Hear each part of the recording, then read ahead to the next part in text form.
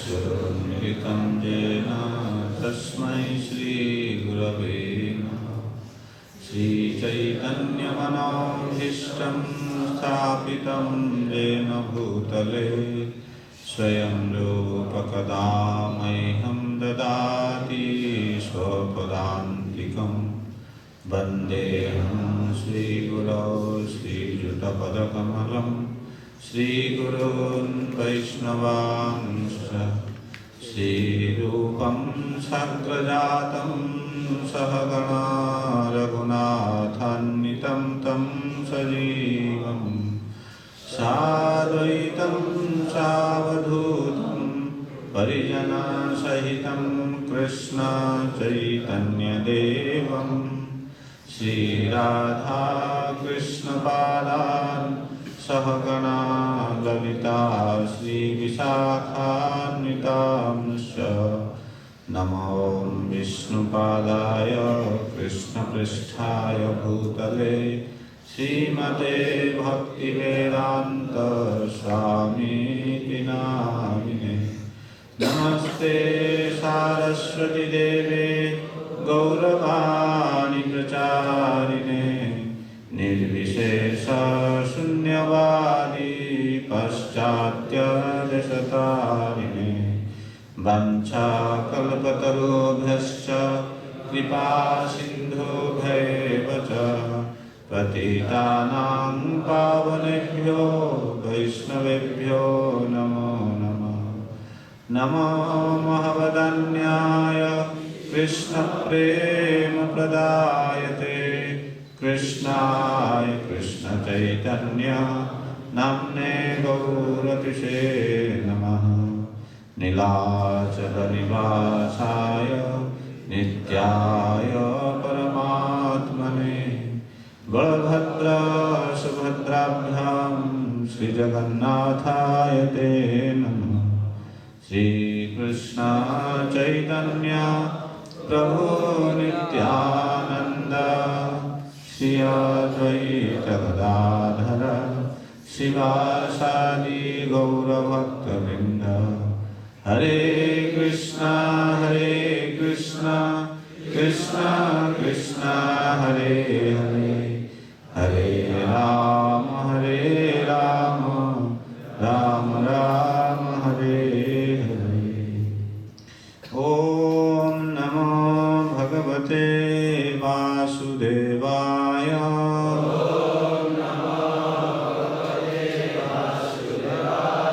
ओम नमो भगवते वासुदेवाय।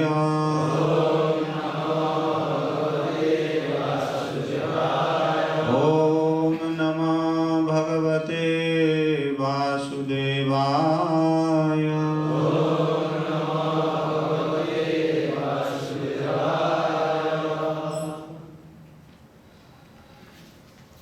কালকে আমরা কি আলোচনা করছিলাম মনে আছে?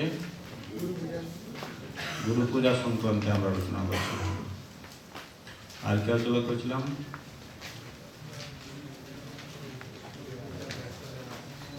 ব্যাস পূজা। আর কি গুরু নির্ণয় কিভাবে করতে হবে। আর কি হ্যাঁ গুরুপাদের আশ্রয় প্রভুপাদের আশ্রয়।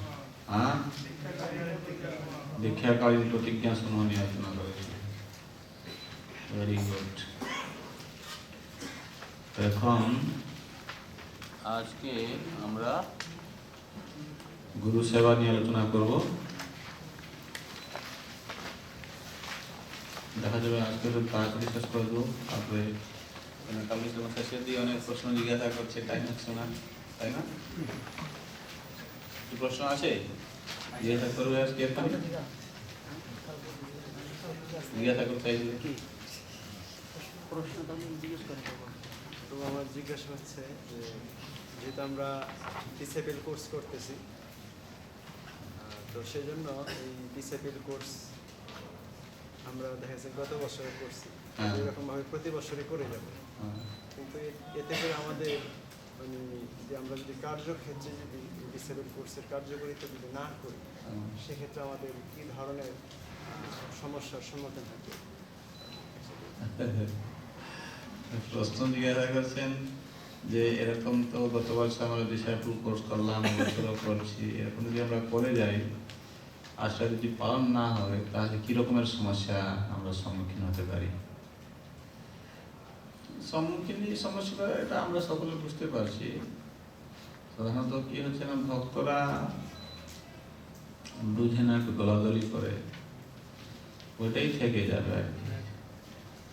আর ক্লাস করলে কি হয় না, যেমন গতকাল আমরা এই দীক্ষাকালীন প্রতিজ্ঞা সমূহ নিয়ে আলোচনা করছিলাম, তাহলে একটা কি হবে না, আমরা আমাদের মধ্যে একটা জাগরণ সৃষ্টি হবে, আর তার মাধ্যমে ধীরে ধীরে আমরা হয়তো কোনোদিন না কোনো একদিন জেগে উঠব।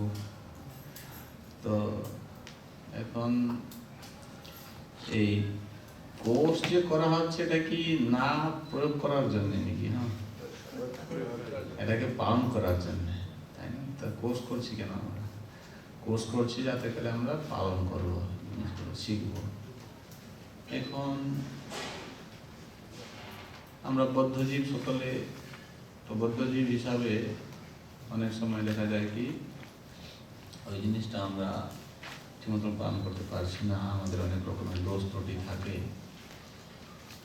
সেই জন্য আমরা একে অপরের সঙ্গে মিশতে পারি না, সেইটাই থেকে যাবে।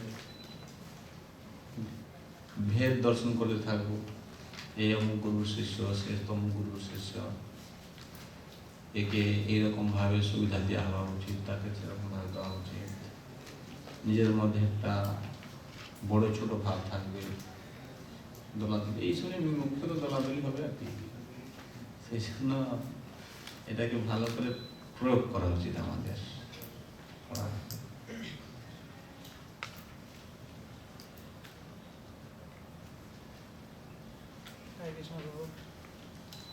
ভক্তিজীবনের প্রথম অবস্থা আসলে পুনর বৈষ্ণবের অনুগত হয়ে ভক্তিজীবন করাটা এটা খুব ভালো, ভক্তিজীবন।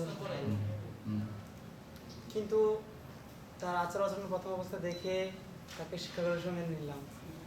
কিছুদিন যাওয়ার পরে তার গুরু দলাদলি বিষয়টা তার ভিতরে আছে, আমি জানতাম না। তাকে তো আমি শিক্ষাগুরু হিসেবে বরণ করলাম, পরে সেক্ষেত্রে কীভাবে এটা সমাধান করা যায়? তাহলে আমি কিছু বলতে পারবো না যে প্রভু এই বিষয়টা ঠিক, আমি তখন কী করবো? প্রশ্ন জিজ্ঞাসা করছেন যে যখন নতুন অবস্থায় আমরা আসছি, কারো আশ্রয় থেকে ভজন করছি, তিনি শিক্ষাগুরু হিসাবে আছেন, তা আমরা দেখতে পাচ্ছি তিনি হচ্ছে আমার শিক্ষাগুরু, কিন্তু কিছুদিন পরে তার মধ্যে এই দলাদলি ভাবটা দেখা যাচ্ছে, তখন আমি কি করব? প্র্যাকটিক্যাল প্রশ্ন, তাই না? তখন আমরা কয়েকটা স্টেপ নিতে পারি, যে কি না, ওনাকে সম্মান জানিয়ে ওনা থেকে দূরতা বজায় রাখা উচিত, যাতে করে আমি ওই কাজটা না করি। আবার একই সঙ্গে যদি সম্ভব হয় উনি যার কথা শুনবেন তাকে গিয়ে বলা উচিত, বা ওনার সঙ্গে যদি আমার সেরকম ভালো সম্পর্ক থাকে ওনাকেও আমরা বলতে, আমরা তো ক্লাসে তো এটা শিখেছিলাম, প্রভু আপনি এরকম করছেন বা এরকম বলছেন, কী করে হবে? তো সবচেয়ে যদি কোনো কিছু করা না যাচ্ছে তাহলে তার থেকে তাকে সম্মান দূরে থেকে জানানো উচিত, কিন্তু তার সঙ্গে বেশি এই সমস্ত ব্যাপার নিয়ে আলোচনা করা উচিত নয়। কষ্ট আছে, কঠিন ব্যাপার আছে, এটা হচ্ছে সমস্যা। সমস্যা কি, যারা আমরা হয়তো অনেকদিন ধরে এই সংস্থাতে আছি, আমরা যদি ওই সমস্ত কাজ করি তাহলে যারা নতুন ভক্ত আছে ওরা কিন্তু বিভ্রান্ত হয়ে যাবে। সেই জন্য আমাদের সোসাইটিতে বলছেন যে এই কোর্সটা সকলের করা উচিত, যারা পুরনো আছে আর যারা নতুন আসছে। অ্যাকচুয়ালি শুধরানোটা একটা খুব বড় জিনিস। অ্যাকচুয়ালি আমাদের সকলকে শুধরাইতে হবে। আমরা যদি না শুধরাই তাহলে আমরা ভক্তি জীবনে অগ্রসর হতে পারবো না। এটা একটা অপ্রিয় সত্য কথা। প্রত্যেকের ভিতরে কিছু না কিছু দোষ গুণ আছে। তো এটা একটা এক রকমের দোষ বলা যেতে পারে। আর এই দোষটা যে আমাদেরকে এই ভক্তি জীবন থেকে সরিয়ে দিচ্ছে, সেটা বহুদিন ধরে ভজন সাধন করেও আমরা সেটা উপলব্ধি করতে পারি না। তো সেটা আমাদেরকে জানতে হবে, নতুন হলেও কোনো ব্যাপার নেই, যে এই রকমের অবস্থায় যদি আমি ভজন সাধন করি তাহলে আমার উন্নতিটা কোথায় থাকলো, আর সেটা নিজেকে বিচার করতে হবে। যদি আমি উন্নত হতে না পারছি তাহলে এরকম নাম মাত্র ভক্তি সাধন করার লাভটা কি আছে? নিজেকেই এখন যারা আমরা নতুন কমপক্ষে শিক্ষা দিচ্ছি, আমরা যেন ওই রকম কাজ না করি। আমরা বুঝতে পারছি কোনটা ভালো কোনটা মন্দ, অর্থাৎ আমরা ওই কাজ কেন করব? আর কি বলো?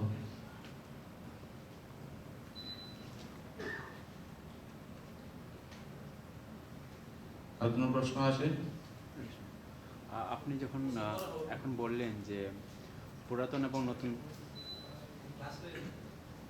নতুন সবারই এই কোর্সটা করা উচিত, যারা নবীন আছে তারা তো এই দলাদলি এটা জানে না। আমার মনে হয় যে যারা পুরাতন তাদের এই ক্লাসটা করা বেশি উচিত, কারণ এই দলাদলি ভাগটা পুরাতনদের কাছ থেকে শিখতে হবে, যারা নতুন ভক্ত আসে। অ্যাকচুয়ালি দলাদলির ব্যাপারটা কি জানো তো, আমাদেরকে খোলাখুলি ভালো করে আলোচনা করা উচিত। ব্যাপারটা হচ্ছে এইরকম, এটা কোনো না কোনোভাবে আমাদের ভিতরে আমরা অজ্ঞাত সারে এরকমটা হয়ে যায়। এটা কোনো যে যখন আমরা দীক্ষা নিচ্ছি বা ভক্ত হচ্ছে, আমাদের মধ্যে সেরকম ভাব নিয়ে আমরা করি, দীক্ষা নিতে আসি না, ভক্ত হতে আসি না। কিন্তু যেমন আমরা একটা উদাহরণ দিতে পারি, আমরা অন্ন, ডাল, সবজি, ফল, দুধ ইত্যাদি খাচ্ছি, তাই না? কিন্তু খাওয়ার পরে দেখা যাচ্ছে কি আমাদের শরীরে হাড্ডি তৈরি হয়ে যাচ্ছে, হাড় তৈরি হয়ে যাচ্ছে, তাই না? হাড় কত শক্ত জিনিস, খাচ্ছি কিন্তু আমার অটোমেটিক হয়ে যাচ্ছে। তো এটা এরকম ইস্কনে এসে ভক্তি সাধন করতে করতে কোনো না কোনোভাবে কি সঙ্গ দোষে কোথায় থেকে চলে আসে এটা বোঝা যাচ্ছে না, বলতে পারছি না। এই যে জন্মদাতারা কোথায় আমি বুঝতে, অটোমেটিক হয়ে যাচ্ছে কিভাবে, এরকমটা খুব কঠিন জিনিস একটা তৈরি হয়ে যাচ্ছে। তাই জন্য কাউকে দোষ দেওয়া যাবে না, আমাদের চেষ্টা করা উচিত যাতে করে আমরা ওই রকম কাজ না করি, শিকার না হয়ে যাই। কিছু বুঝা যাচ্ছে কি বলছি? হ্যাঁ, খুব জটিল ব্যাপার, এটা খুব জটিল জিনিস আছে। তবে একটা জিনিস মনে রাখতে আমাদেরকে, কি জানেন তো, আমরা সকলে এখানে ভালো করে ভক্তি সাধন করার জন্য সংস্থায় যোগদান করেছি। ভক্তির যেটি প্রতিকূল ভাব সেটাকে সবসময়ের জন্য বর্জন করতে হবে, তার থেকে দূরে থাকতে হবে। যেমন আমরা হয়তো এখন এই কোর্সটা করছি, ভালো লাগছে আমাকে, আপনারা সকলে শ্রদ্ধা করে আসছেন, শ্রবণ করছেন।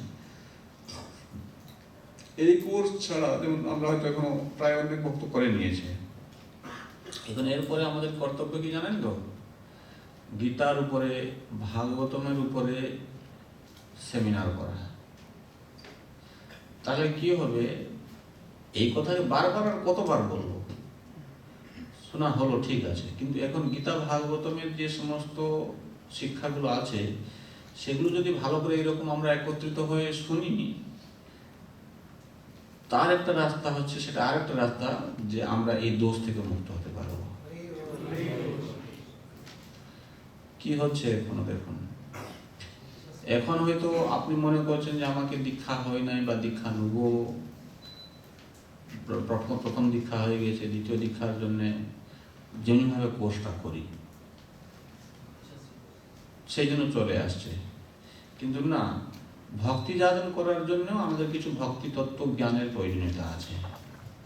আর সেটি যখন আমরা নিরপেক্ষভাবে সমবেত হয়ে সকলে মিলে একসঙ্গে কীর্তন করলাম, একটু প্রবচন শুনলাম, সকলে মিলে প্রসাদ পেলাম, তার মাধ্যমেও এই যে জিনিসগুলো না, এটাও ধীরে ধীরে সরে যাবে, এটা আমাদের মধ্যে আর থাকবে না।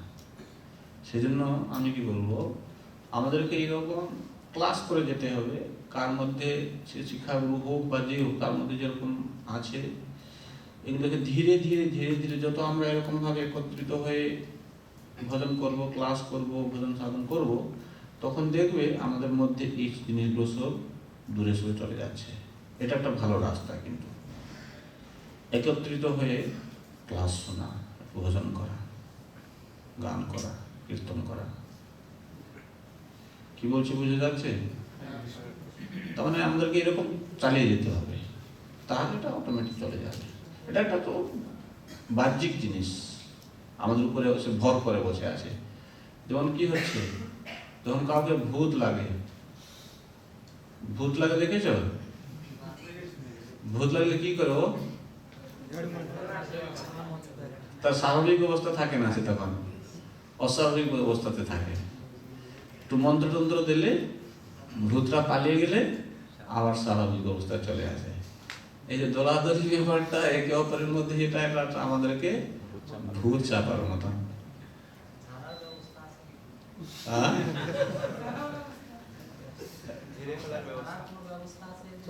এই যে এইখানে তো বলছি, ওইটাই তো ব্যবস্থা। এই যে বললাম না, ভূত ছাড়ানোর মন্ত্রটা কি, তাদের একটা মন্ত্র আছে। আর এই ভূত ছাড়ানোর মন্ত্র হচ্ছে ডিসাইপল কোর্স করতে হবে, আর গীতা ভাগবতমের উপরে সেমিনার করতে হবে। এটা হচ্ছে ওই ভূত ছাড়ানোর মন্ত্র। সেই জন্য সকলকে আমাদেরকে কি করতে চেষ্টা করতে হবে। ভালো লাগছে আপনাদের, দেখছি কত সুন্দরভাবে আগ্রহ সহকারে আসছেন, শুনছেন, কথা প্রশ্ন জিজ্ঞাসা করছেন। শুনিতে শুনিতে যদি কৃষ্ণ কৃপা করে, কৃষ্ণ অবশ্যই কৃপা করবেন, মহাপ্রভু কৃপা করবেন। আমাদের মধ্যে এরকম একটা সব ইচ্ছা সবসময় যদি রাখতে হবে। আবার বলছি, দেখুন আমরা এরকম দলাদলি করে কোথায় যেতে পারবো না, নিজেরও উন্নতি হবে না, আর যারা থাকবে তাদেরও উন্নতি হবে। আর গুরু মহারাজ সেটা চান না, অ্যাকচুয়ালি কোনো গুরুদেব সেটা চান না। গুরুদেব চান, ঠিক আছে, গুরু তো তাকে তো শিষ্যত্ব গ্রহণ করতেই হবে, যতই শিষ্য আসুক গুরুদেব তো শিক্ষা দিবেন বা দীক্ষা দিবেন। তো কার বেশি, কোনো গুরুদেবের কাছে বেশি হয়েছে, কোনো গুরুদেবের একটু কম আছে, বা যাকে যেখানে ভালো লাগছে তারা সেখানে দীক্ষা নিল, তাতে আমাদের কোনো চিন্তা করা উচিত নয়। অ্যাকচুয়ালি বাস্তবিক পক্ষে আমাদের একটা জিনিস দেখা উচিত, আমরা কি করে ভালো করে পরিবর্তন করতে পারবো, অন্যকে অনুপ্রাণিত করতে পারবো, এটা আমাদের চেষ্টা করা উচিত। আমি নিজের অনুভূতি থেকে বলতে পারি, এটা বাস্তবিক আমরা যেটা আলোচনা করছি, এগুলো বলতো, এগুলো হচ্ছে বাস্তবিক সমস্যা আমাদের ভক্তি জীবনে। অনেক ভক্ত মন্দিরে থাকে, পুরনো আছে, আমি দেখেছি, তাদের মধ্যে এই যে ইগো ফাইটিং, এই তো বাস্তব কথা বলছি। আমি 22-23 বছর হয়ে গেলো আমি মন্দিরে আছি, ছাড়ে না ওরা।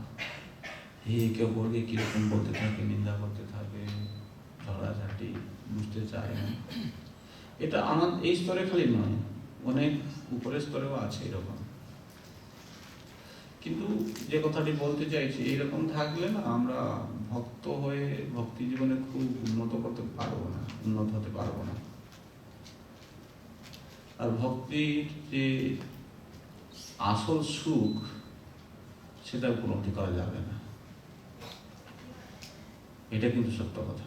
ওই রকম যদি আমরা থাকি, যে ভক্তি যাজন করাটা হচ্ছে আনন্দম পরিবর্ধনম প্রতিবেদন করুণামৃত স্বাদনম, মহাপ্রভু যদি বলছেন, প্রতি পদে পদে যে আনন্দের সমুদ্র বৃদ্ধি হচ্ছে, আমরা সেই আনন্দটা উপলব্ধি করতে পারবো না।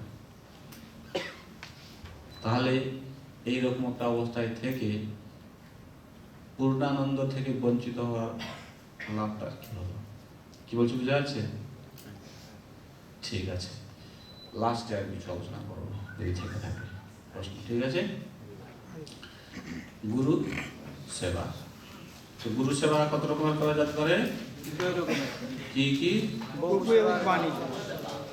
গুরু বপু এবং বাণী সেবা। ঠিক আছে, গুরুদেবের বপু এবং বাণী সেবা, এগুলো সব আমরা জানি। এই জিনিসগুলো যতই আমরা আবার আলোচনা করছি ভালো, কিন্তু একটা জিনিস মনে রাখুন, নিজেকে পরিবর্তন করার একটা মানসিকতা নিয়ে আসুন। নিজেকে নিজে পরিবর্তন কে করতে পারে? নিজেই করতে পারে। কেন বলতো, আমরা তো এখানে কোনো ছোট ছেলে নয়, আমরা কাউকে দিয়ে লাঠি দিয়ে পিটিয়ে ঠিক করা যাবে পারে না। হ্যাঁ, আমাদেরকে নিজেকে চেষ্টা করতে হবে। নিজেকে চেষ্টা করে যদি আমরা সংশোধন হতে পারি তাহলে হবে। গুরু, বাণী এবং বকু। তো বকু সেবা বলতে কি বোঝায়? শারীরিক সেবা, তাই না? আর বাণী সেবা বলতে আদেশ। তো এই বাণী এবং বকু সেবার মাধ্যমে আমরা ভক্তিতে সিদ্ধি লাভ করতে পারি, তাই না? বকু সেবা কিভাবে করা যায়?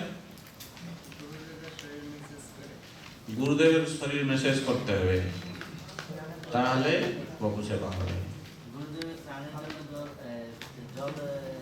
এনে দেওয়া, স্নানের জন্য সুবিধা করে দেওয়া, পাদুকা পরায় দেওয়া, প্রসাদ তৈরি করা তার জন্য,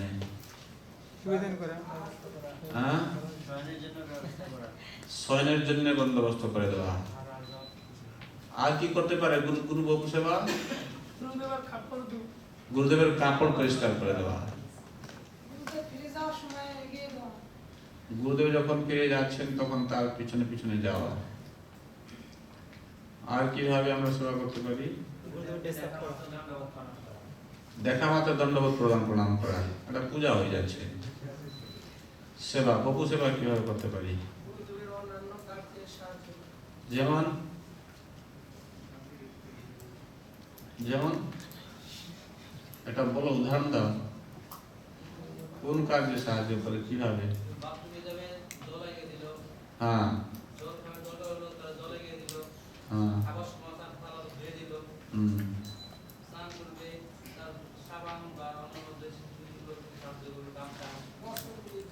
তার ঘর পরিষ্কার করে দেওয়া, তাই না?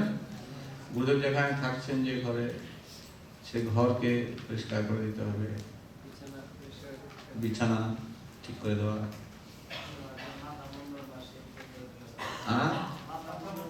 মাথা মুন্ডন করে দিতে পারি যদি আমি জানি, তাই না?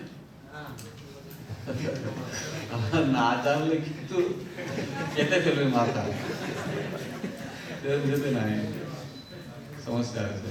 যারা না জানে সেবা করবে না, হ্যাঁ, সমস্যা আছে, একটা বিপদ আছে বেশি। যারা অভ্যাস আছে বা করতে পারে, সে করতে পারে। মস্তক মন্ডল, গুরুদেবকে আচমন পাত্র এগিয়ে দেওয়া, তিলক পরিধান করা, পাত্র এগিয়ে দেওয়া, সেটা আমরা করতে পারি।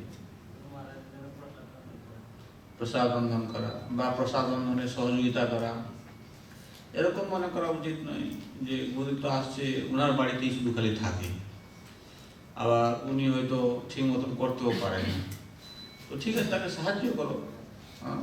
তুমি গিয়ে কিছু রান্না করে দিয়ে আসো, বা তার বাড়িতে রান্না হচ্ছে, তাকে কিছু জিনিসপাতি দিয়ে দাও, ও রান্না করে দিল গুরুদেবের জন্য, না, তাই না? এরকম করা যেতে পারে, সরাসরি করতে না পারলেও।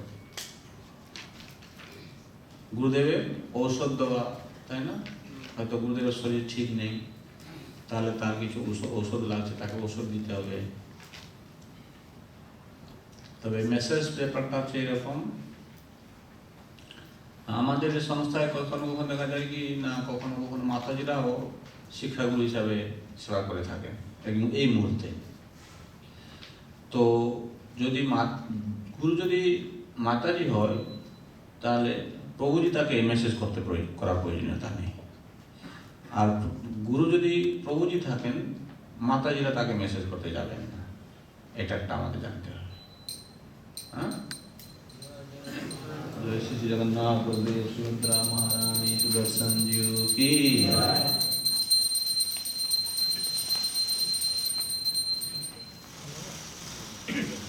এইভাবে গুরুদেবের প্রাকৃতিক শরীর সেবা করা উচিত, এটা একটা ভক্তির অঙ্গ কিন্তু এই গুরু সেবা করা। আর যিনি গুরুদেবের সেবা করছেন, তাকে যদি সাহায্যও করা যায়, সেটাও গুরু সেবা হচ্ছে কিন্তু, জানতে হবে, তাই না? বাণী সেবা কিভাবে করা যেতে পারে? আজ্ঞা পালন করতে হবে। আর কি করতে হবে?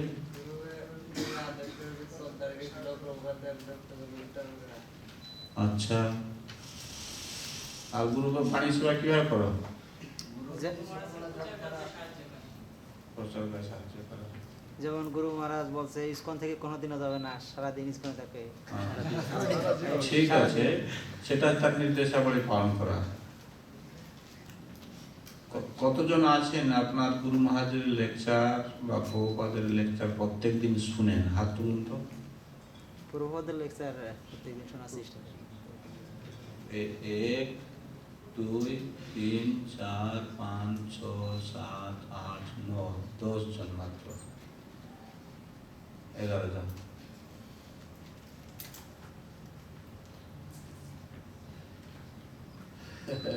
গুরু সেবা। দেখুন আমরা এখানে কতজন ভক্ত বসে আছি? 100 জনের উপরে। গুরু মহারাজ হ্যাঁ। তো আমরা এখানে 100 উপরে ভক্ত বসে আছি, এখানে 10-11 জন মাত্র, 11%। হ্যাঁ, এটা ঠিক। আমাদের এই দেখুন, গুরু সেবাটা একটা ভক্তির অঙ্গ, এটা অপরিহার্য অঙ্গ। আর এই গুরুদেবের বপু সেবা তো সবসময় করা যায় না। বাণী সেবা যদি আমরা নিয়মিত করতে থাকি, সবচেয়ে বড় বাণী সেবাটা কি জানেন তো? তার কথা শোনা, শ্রবণ করা। কতজন আর এখানে মোবাইল ফোন আছে? হাত তুলো দেখি। 100%। অনেকের নেই, বোঝা যাচ্ছে। আছে সবার। 100%। আচ্ছা, কার নেই হাত তুলো তো। তার মানে সকলের আছে, তাই না? আর কার কার মোবাইলে এই লেকচার শোনা দিতে পারবে না, এই মানে ফ্যাসিলিটিটা নেই। লেকচার শোনার ফ্যাসিলিটি বুঝতে পারছেন কি বলছি? ভিডিও অডিও সাপোর্ট করে। সুবিধা। কার কার মোবাইলে এই লেকচার শোনার সুবিধাটা নেই? হাত তুলুন তো। 1 জন, 2 জন, 3 জন, 4 জন। আচ্ছা, 4 জন মাত্র। তাহলে এই 4 জনকে বাদ দিলে আর সকলের মোবাইলে সুবিধা আছে, কিছু শোনা যেতে পারে, তাই না? হাত তুলবে না আমি জানি, কিন্তু সত্যি কথা বলো তো দেখি, নিজেকে নিজে জিজ্ঞাসা করো। এই মোবাইলে কিন্তু শোনার সুবিধাটা আছে।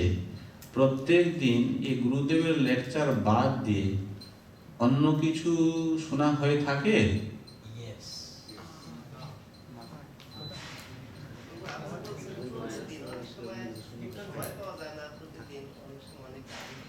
না না না না, আমি যেটা বলছি শোনো। আমি কি বলছি বোঝা যাচ্ছে? হ্যাঁ কি না? জুড়ে বলছে না কেন? আমি জিজ্ঞাসা করছি, আমাদের কাছে একটা যন্ত্র আছে, মোবাইল যন্ত্র। ওই যন্ত্রের মধ্যে এমন কিছু সুবিধা আছে, আমরা কিছু শুনতে পারি, তাই না? তো এই গুরুদেবের বা প্রভুপাদের লেকচার বাদ দিয়ে প্রত্যেক দিন এই যন্ত্র থেকে আমরা অন্যান্য কিছু, সে 5 মিনিট হোক বা 10 মিনিট হোক বা 2 মিনিট হোক, এরকম প্রায় শোনা হয়ে থাকে মনে হচ্ছে, তাই না? অন্য কিছু হয়ে থাকে সেরকম।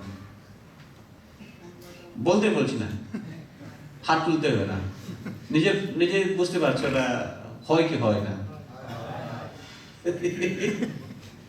হয় না?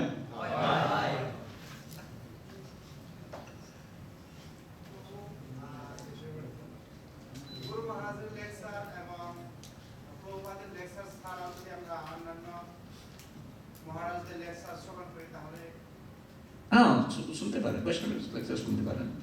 তো এখানে বিশেষ করে যেটা আমরা বলছি গুরু মহারাজের মানে বাণী শ্রবণ করা, এটা হচ্ছে গুরু বাণী সেবা। তো চিন্তা করে দেখো, নিজে নিজে বুঝতে পারে আমি যেটা কথা বলছি। এটা দেখুন, এখানে কোনো কিছু লুকানোর বা কোনো কিছু দেখানোর কথার প্রয়োজন নেই, এটা বাস্তব কথা যেটা আমরা আলোচনা করছি। আমাদের কাছে মোবাইল আছে, সুবিধাও আছে। এমনি বাসে যেতে যেতেও একটু তো 5 মিনিট 10 মিনিট শোনা যায়, শোনা যায় না? 10 মিনিট এটা শোনার মতন আমাদের কাছে সময় থাকে না?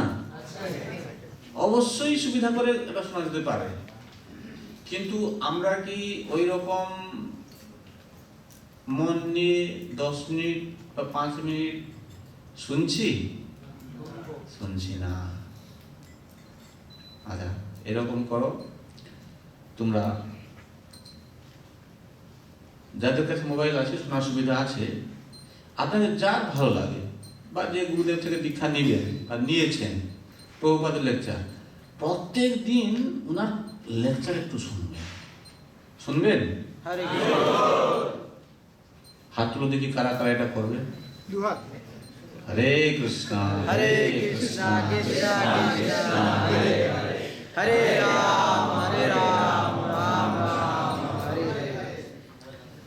দেখবে, আমি বলছি, যদি শোনো তুমি নিজের জীবনে উপলব্ধি করতে পারবে এই বাণী সেবা করে তুমি কত লাভবান হতে পারছো। শাস্ত্রে বলছে সাধু সঙ্গ সর্বশাস্ত্রে কয়, লবমাত্র সাধু সঙ্গে সর্বসিদ্ধি হয়। এই যে লবমাত্র সাধু সঙ্গে সর্বসিদ্ধি হয়, এই সাধু সঙ্গ মানেটা কি? এখানে যে বলা হচ্ছে এই শুদ্ধ ভক্তের সঙ্গ লাভ হলে সর্বসিদ্ধি লাভ করা যায়, তার মানেটা কি? কথা শ্রবণ করা, ভগবত কথা শ্রবণ করা। সবচেয়ে বেস্ট সঙ্গ হচ্ছে তার কথা শ্রবণ করা। এই যেমন দেখো, যদি আমরা বলি যেমন বাণী সেবা বপু সেবা, বাণী সেবা এবং বপু সেবার মধ্যে গুরুত্বপূর্ণ কোনটি?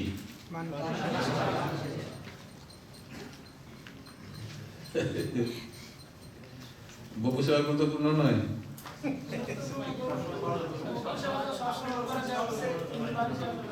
গুরুত্ব আছে দুটোরই, এরকম বলা চলবে না যে কেবলমাত্র বাণীরই গুরুত্ব আছে, দুটোরই গুরুত্ব আছে।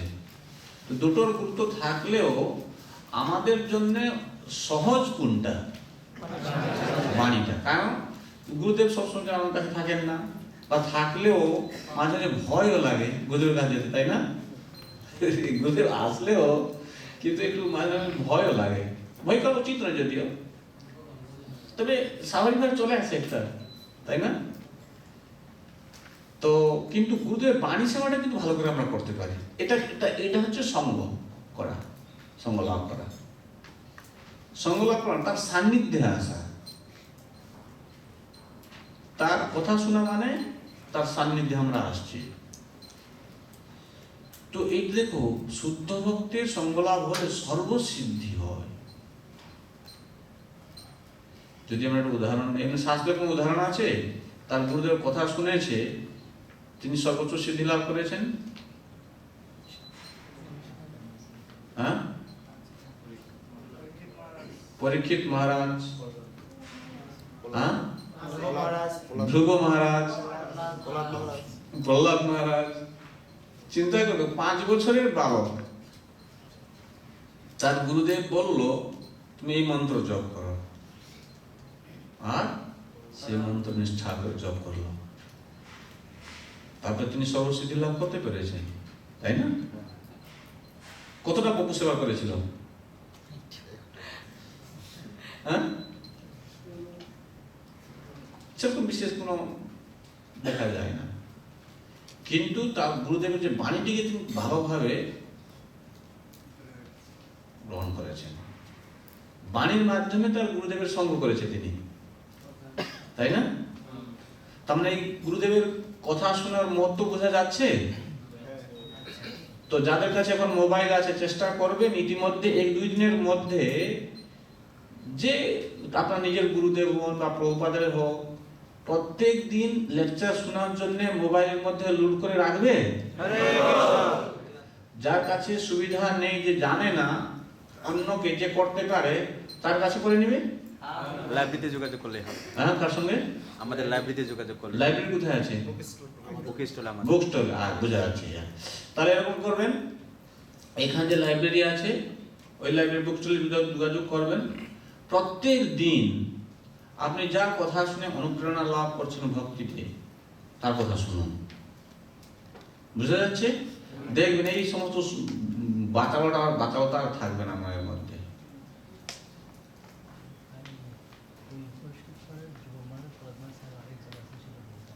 ছিল প্রভুপাদ তার গুরুদেবের কথাকে অক্ষরে অক্ষরে পালন করেছেন।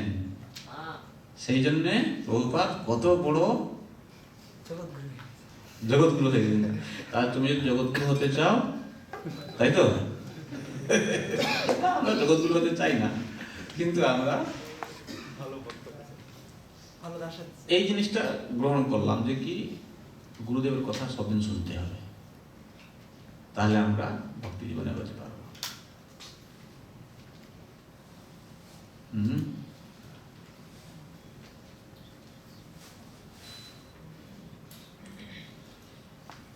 এই ব্যাপারে কোনো প্রশ্ন বা মন্তব্য আছে? কোনো প্রশ্ন বা মন্তব্য আছে? যারা এখনো আশ্রিতই নাই বা দীক্ষাও নেয় নাই, তারা কি করে এই লেকচার শুনে গ্রহণ করে? না, এরকম করবে, শুনো, এখানে যারা আশ্রিত হয় নাই, দীক্ষাপ্রাপ্ত হয় নাই, তাদেরকে প্রবলত ইংলিশ ছাড়া বাংলা তো খুব কম। প্রবাদ লেকচার বাংলা খুব কমই, 7-8টা।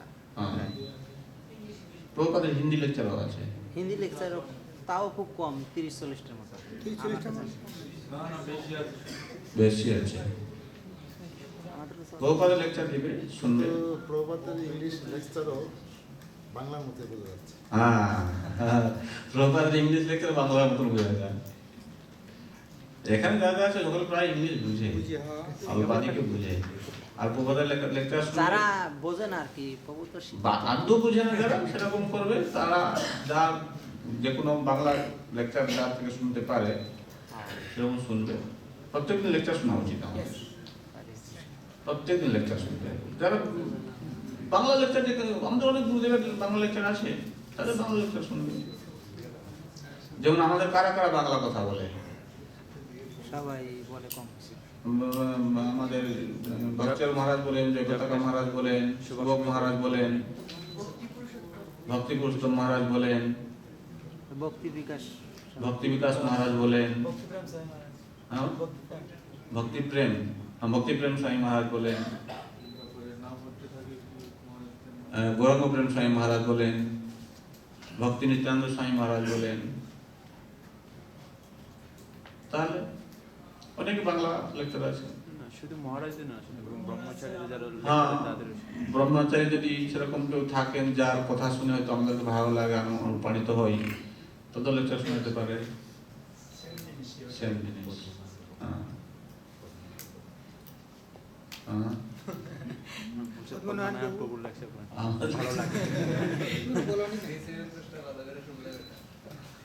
ঠিক আছে।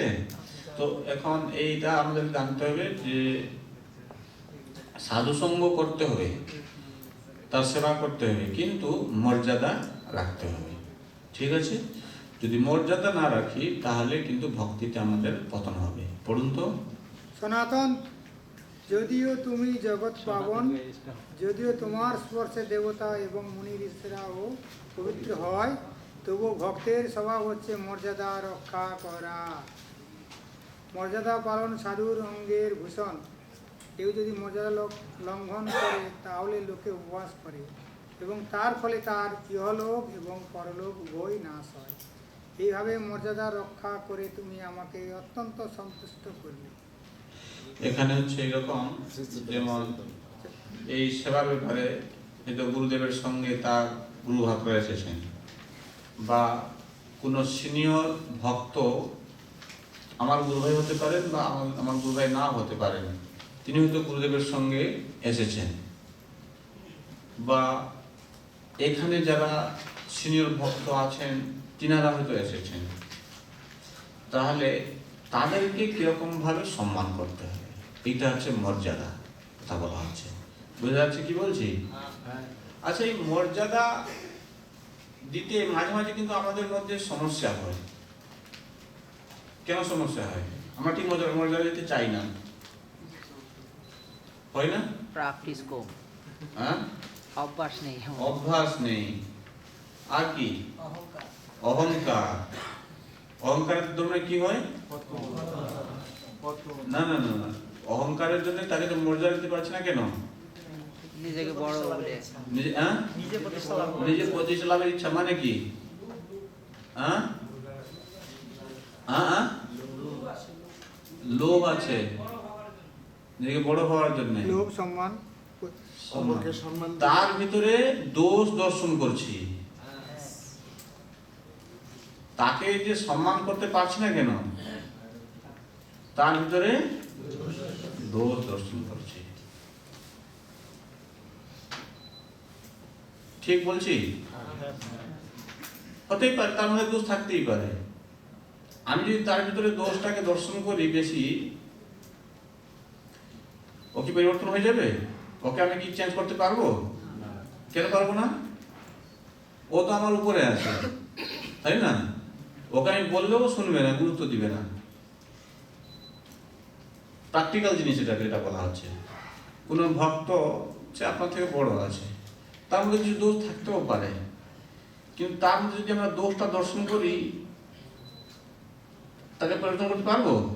আমি সাধারণভাবে আমি বলছি, যারা ম্যানেজমেন্টে আছে ওরা হয়তো আলাপ আলোচনা করতে পারে, বসতে পারে, আলোচনা করে ঠিকঠাক পরিবর্তন করতে পারে। কিন্তু আমি যদি তাকে সবসময়ের জন্য একটা আলাদাভাবে দেখি, তাহলে কিন্তু ভালো পরিবেশ থাকবে না মনের মধ্যে, ভজন সাধনের একটা পরিবেশ থাকবে না। সেই জন্য দেখা যাচ্ছে কি না, এখানে আমি তাকে বৈষ্ণব হিসাবে সম্মান করব, আর তার মধ্যে যদি খারাপ গুণ আছে সে ব্যাপারে তার সঙ্গে আমার কোনো লেনদেন থাকবে না। কি বলছি, বুঝতে যাচ্ছে? মনে করো একটা উদাহরণ দেওয়া যাক, কোনো সিনিয়র ভক্ত, সে হয়তো তার মধ্যে টাকা পয়সার ব্যাপারে কোনো কিছু তো গন্ডগোল থাকতে পারে। উদাহরণ দিচ্ছি একটা, তার যদি টাকা পয়সার ব্যাপারে যদি সে ঠিক মতন হ্যান্ডলিং না করছে, কিন্তু তার এটা তো তার মধ্যে দোষ দেখা যাচ্ছে, কিন্তু এই দোষের জন্য তাকে আমি মর্যাদা দেবো না, এটা চিন্তা করা উচিত নয়। আবার একই সঙ্গে এই টাকা পয়সার লেনদেনের ব্যাপারে তার সঙ্গে আমি সতর্ক থাকবো, আমার বেশি কিছু করার প্রয়োজনটা নেই তার সঙ্গে। কি বলছি, বুঝতে পারছি? একটা উদাহরণ দিলাম। বা হয়তো দেখা যাচ্ছে কি না, সে অপরকে ঠিক মতন সম্মান দেয় না, তার সঙ্গে বেশি মেলামেশা করলে আবার আমার সেরকম ভাব চলে আসবে, তার মানে নয় তাকে আমি ঘৃণা করি। কি বলছি, বুঝতে যাচ্ছে? কি বলছি, বুঝতে যাচ্ছে? হ্যাঁ, সমস্যাটা এড়ানোর জন্য। এগুলো আমাদের ভক্তি জীবনে একটু আমাদেরকে নিজেকে তৈরি করে নিতে হবে, নাহলে কিন্তু অসুবিধা আছে। মর্যাদা সবসময় পালন করতে, এটা হচ্ছে সাধুর অঙ্গের ভূষণ। গুরুবাণী সেবার গুরুত্ব পড়ো তো। যা হোক, যদি গুরুর ব্যক্তিগত সঙ্গের কথাই বলতে হয়, তখন দেখা যাবে যে আমি আমার গুরু মহারাজের সাথে 4-5 বার সাক্ষাৎ করেছি, কিন্তু আমি এক মুহূর্তের জন্য তার সঙ্গ ছাড়িনি। যেহেতু আমি তার শিক্ষা অনুসরণ করেছিলাম, তাই আমি সেই বিচ্ছিন্নতা অনুভব করিনি। ভারতে আমার কিছু গুরু বাতারা আছেন যারা অবিরত গুরু মহারাজের সঙ্গে সঙ্গ করছে, কিন্তু এখন তার নির্দেশ অমান্য করছে। এই অবস্থাটা ঠিক যেমন রাজার কোলে যে ছারপোকা বসে আছে তার মতন। সে তার অবস্থানের প্রতি মিথ্যা অহংকারের আঙ্গুল ফুলে কলা গাছের মতো মনে করতে পারে, কিন্তু সে রাজাকে সামান্য একটা কামড় দেওয়া ছাড়া আর কি বা করতে পারবে। সেবার মাধ্যমে সঙ্গ করার থেকে ব্যক্তিগত সঙ্গ কতটা গুরুত্বপূর্ণ নয়। বুঝতে যাচ্ছে? গুরুদেবের বাণী শুনে সেবা করা। যেমন এই যে আমরা যদি দলাদলি করি, তাহলে কি হচ্ছে, সেটা কিন্তু গুরুদেব কিন্তু সন্তুষ্ট হন না, তার কোলে বসে তাকে কামড় দেওয়ার মতন হয়। মানে আমরা এমন কোনো আচরণ করব না যাতে গুরু মহারাজ অখুশি হন। বুঝে যাচ্ছে? এটা হচ্ছে মুখ্য কথা। আর তার সেবা চালিয়ে যেতে হবে। এই জন্য প্রভুপাদ বলছেন, আমার থেকে দূরে থেকে এই বিরহের সুখে থাকো।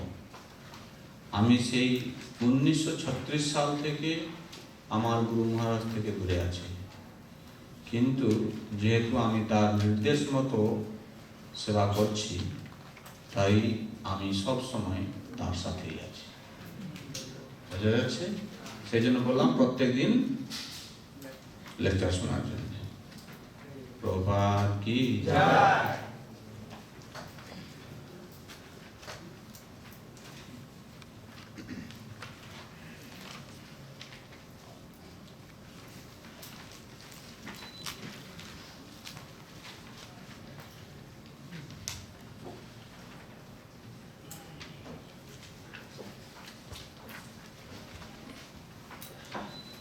গুরু ত্যাগ।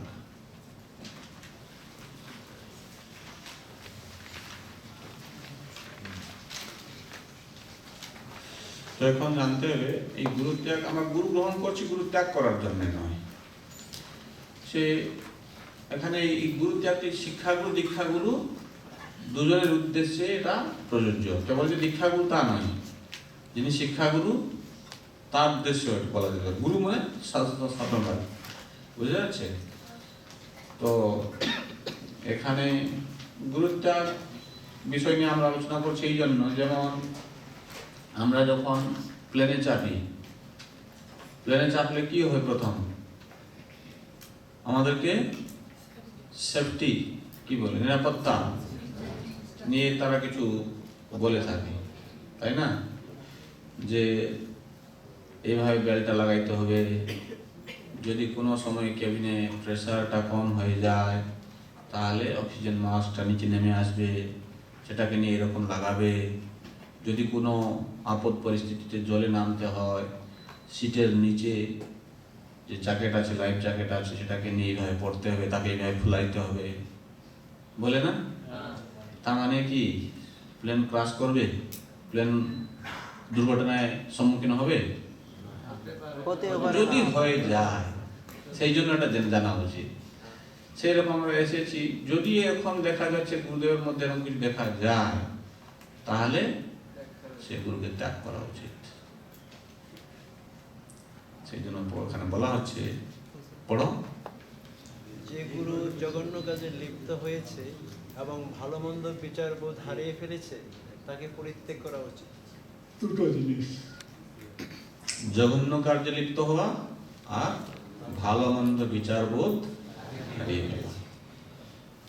তার মধ্যে যদি ভালো মন্দ বিচার বোধ না থাকে, যেমন এখানে একটা প্রশ্ন জিজ্ঞাসা করছিলেন যে একজন শিক্ষাগুরু, সে আবার দেখা যাচ্ছে কি এরকম দোলাদলি পাকাচ্ছে, তার মধ্যে কোনো ভালো মন্দ বিচার নেই, বোঝা যাচ্ছে, সে বুঝতে পারছে না, তার সঙ্গে আমরা অতটা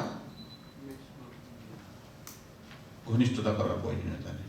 ঠিক আছে, তিনি বৈষ্ণব আছেন, তাকে দূর হইতে সম্মান, বুঝা যাচ্ছে? তাহলে উনিও বুঝতে পারে যে আমার এইরকম কার্যকলাপের নীতির জন্যে ও এখন আমার থেকে দূরে সরে চলে যাচ্ছে, সেই জন্য বলা আছে। কি করে গুরু ত্যাগ করা যাবে? গুরু যদি অধপতিত হয় তাহলে শাস্ত্রে তাকে বর্জন করে নিতে দেওয়া হয়েছে। বাস, অধপতিত মানে কি? গুরুরপ্যলুপ্তস্য কার্যাকার্যং অজানত উৎপথ প্রতিপন্নস্য পরিত্যাগ বিধীয়েতে। পড়ো। যদি গুরুদেব ইন্দ্রিয় তৃপ্তি সাধনের প্রতি আসক্ত হয়, দায়িত্ব জ্ঞানহীন হয়ে কৃষ্ণের প্রতি ভক্তিমূলক সেবা বিহীন অধপতিত পথের দিকে ধাবিত হন, তাহলে ত্যাগ করা উচিত। যদি গুরুদেব ইন্দ্রিয় তৃপ্তি সাধনের প্রতি আসক্ত হন, দায়িত্ব জ্ঞানহীন হয়ে, অর্থাৎ শাস্ত্রের যে নীতি নির্দেশ আছে সেটি পালন না করে ভক্তিমূলক সেবা বিহীন অধপতিত পথের দিকে ধাবিত হন, তাহলে তাকে ত্যাগ করা উচিত। এখন উৎপথ প্রতিপন্ন, সে দায়িত্বহীন হয়ে, যেমন প্রভু যেটা বললেন যে কি সে শিক্ষাগুরু হিসাবে আছে, কিন্তু তার মধ্যে কিছু সমস্যা দেখা যাচ্ছে, তার মানে সেটা আমাকে উদ্বেগ দিচ্ছে, তাই না? আমি শিক্ষা করেছি একরকম, আর উনার আচার আচরণটি ঠিক আলাদা দেখা যাচ্ছে। তার মানে দেখা যাচ্ছে কি আমি তখন উদ্বেগ পাচ্ছি, সেই উদ্বেগ নিয়ে কতদিন থাকবো, বেশি দিন থাকা উচিত নয়। সেই জন্য কি করতে হবে, এই উদ্বেগ আনুষ্ঠানিকভাবে হায়ার অথরিটির কাছে জানাতে হবে। বুঝা যাচ্ছে? যারা ঊর্ধ্বতন কর্তৃপক্ষ আছেন, ঊর্ধ্বতন কর্তৃপক্ষ বলতে কে বোঝায়? এখানকার ম্যানেজমেন্টে যারা আছে, বিশেষ করে মন্দিরের অধ্যক্ষ যারা পরিচালনায় আছেন তাদের কাছে জানাতে হবে। তো এখানে ব্যাপার আছে, এটা জানানো মানে নয় যে আমি একটা তার বিরুদ্ধ হয়ে তাকে কমপ্লেন করার জন্য এরকম জানাবো। বিরোধ মনোভাব নিয়ে কমপ্লেন করার প্রয়োজনীয়তা নেই। কি করতে হবে, তার সমস্যা সমাধান। তার আমি একটু সুরীর ভাব নিয়ে যে তার মধ্যে এরকম আছে, তাকে কিভাবে শুধরানো যায়। এটা একটা সেন্সিটিভ ব্যাপার আছে, কিন্তু যদি দেখা যায় যে সেরকম হায়ার অথরিটির কাছে বললেও কিছু হবে না, বেশ কিছু বলার প্রয়োজনীয়তা নেই। এখন কলিযুগ চলতে তো এটা প্র্যাকটিক্যাল দেখছি আমি, সেই জন্য প্র্যাকটিক্যাল কথা আলোচনা করছি। কি বলতে বোঝা যাচ্ছে? সেই জন্য নিজেকে আমরা একটু সামলে নিলাম। কি বলছি বোঝা যাচ্ছে? দেখবে আমরা যদি নিজে যদি ঠিকভাবে হয়ে যায় না, এই যে দেখো আমি বহুপাদের কথা